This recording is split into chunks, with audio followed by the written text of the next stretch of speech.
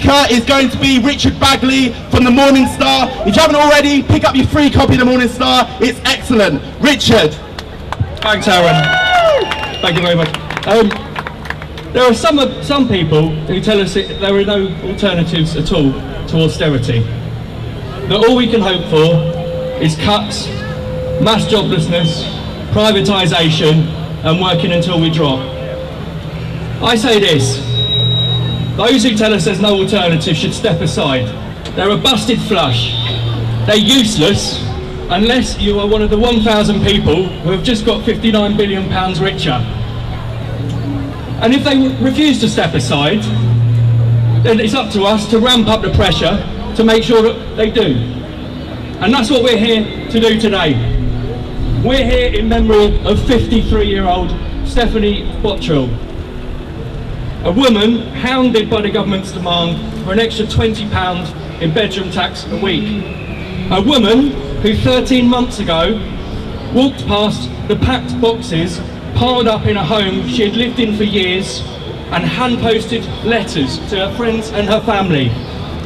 A woman who then walked out onto the M6 to end her life rather than live through the despair of the brutal bedroom tax. We're here for the hundreds of thousands working in shops up and down the country today on 0 hours contracts, and the millions who can't afford to be here. We're here to stand with the Ritzy cinema workers and the FBU strikers. We're here for the public sector workers facing pay freezes, job cuts and outsourcing. And we're here for the communities who have lost vital services. We're here to oppose the sell-off of the NHS and the privatisation of our schools.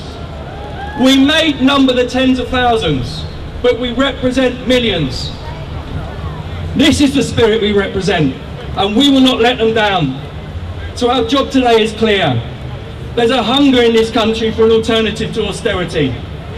But there's a danger that that hunger will turn to alienation and despair, and even fuel the vicious forces of the far right.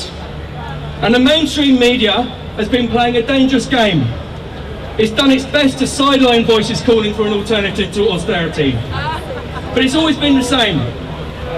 The media silence, and I'm not blaming my fellow NUJ members, I'm blaming the people who pull the strings, is deliberate. But our job is to raise our voice so loud that they can't ignore us any longer. That means reaching out deeper into our communities, and it means reaching out further into our workplaces to spread a message of hope and resistance. To do that, our movement and process must become a movement for the alternative. Not just protesting, but putting forward a vision to inspire people. Today we send a message to David Cameron and the Tories, and to all the others feathering their nests at our expense. This is not your society to destroy, it's our society, and we're going to take it back.